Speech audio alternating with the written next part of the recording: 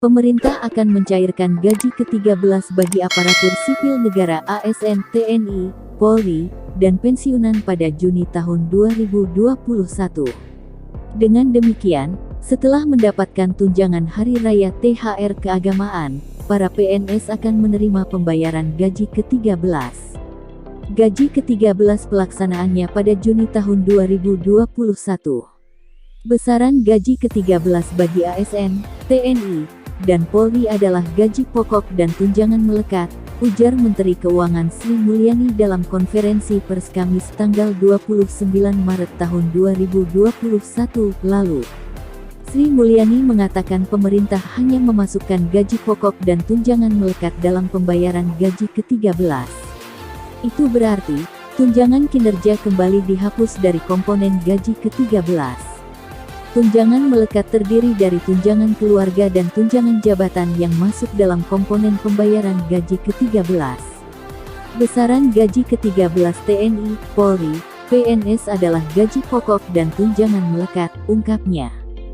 Sementara itu, rincian komponen gaji ke-13 yang akan diterima para ASN tersebut tertuang dalam Peraturan Menteri Keuangan PMK Nomor 42 PMK 05/2021 tentang petunjuk teknis pelaksanaan pemberian THR dan gaji ke-13 kepada aparatur negara, pensiunan, penerima pensiun, dan penerima tunjangan tahun 2021.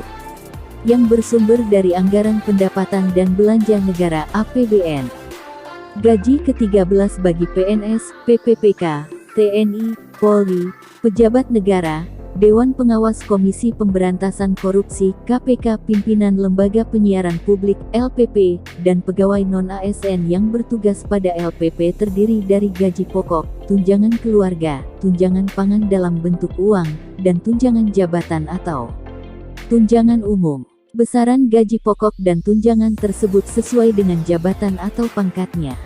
Tunjangan jabatan sebagaimana dimaksud meliputi tunjangan jabatan struktural, tunjangan jabatan fungsional, dan tunjangan yang dipersamakan dengan tunjangan jabatan sesuai dengan ketentuan peraturan perundang-undangan, bunyi ayat 6 pasal 6 PMK tentang THR dan gaji ke-13, dikutip Selasa tanggal 18 Mei tahun 2021.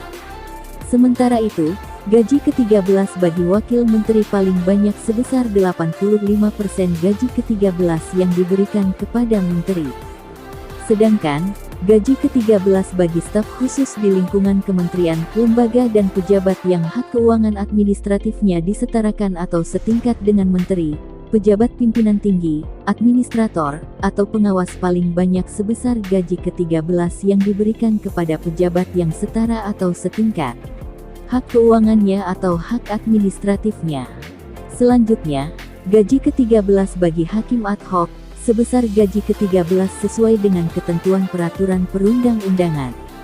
Lalu, gaji ke-13 bagi calon PNS terdiri dari 80% dari gaji pokok PNS, tunjangan keluarga, tunjangan pangan dalam bentuk uang, dan tunjangan umum sesuai jabatannya atau pangkat golongan ruangnya. Sementara itu, gaji ke-13 bagi pensiunan dan penerima pensiun terdiri atas pensiun pokok, tunjangan keluarga, tunjangan pangan dalam bentuk uang, dan tambahan penghasilan.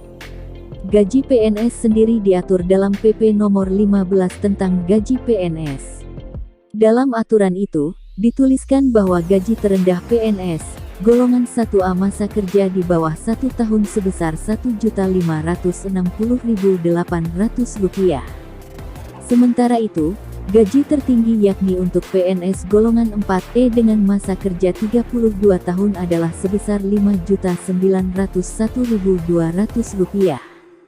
Sedangkan, tunjangan yang diterima PNS bervariasi besarnya, bergantung pada instansi atau lembaga yang membawahinya, jabatan, kinerja, dan sebagainya.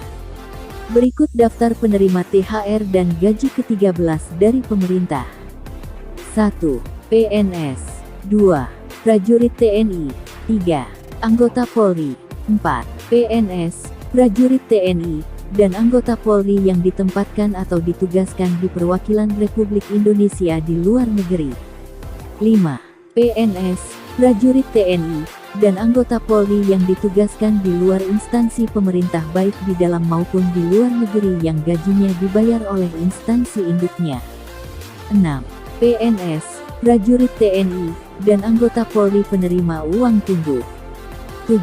Penerima gaji terusan dari PNS, prajurit TNI, atau anggota Polri yang meninggal dunia, tewas, atau gugur. 8. Penerima gaji dari PNS, prajurit TNI, atau anggota Polri yang dinyatakan hilang. 9. Hakim dalam jabatan hakim madya muda ke bawah, atau hakim dengan pangkat kolonel ke bawah, di lingkungan Mahkamah Agung dan badan peradilan yang berada di bawahnya. 10. Penerima pensiun dan penerima tunjangan. 11. Pegawai non-pegawai negeri sipil pada LNS, LPP, dan BLU. 12. Pegawai lainnya yang diangkat oleh pejabat yang memiliki kewenangan sesuai dengan ketentuan peraturan perundang-undangan. 13. Calon PNS. Berikut komponen gaji ke-13 PNS. 1. Gaji pokok. 2. Tunjangan keluarga. 3. Tunjangan pangan dalam bentuk uang. 4. Tunjangan jabatan atau tunjangan umum. Sementara itu, rincian komponen gaji ke-13 yang akan diterima para ASN tersebut tertuang dalam Peraturan Menteri Keuangan PMK Nomor 42 PMK 05/2021 tentang petunjuk teknis pelaksanaan pemberian THR dan gaji ke-13 kepada aparatur negara, pensiunan, penerima pensiun, dan penerima tunjangan tahun 2021 yang bersumber dari Anggaran Pendapatan dan Belanja Negara (APBN).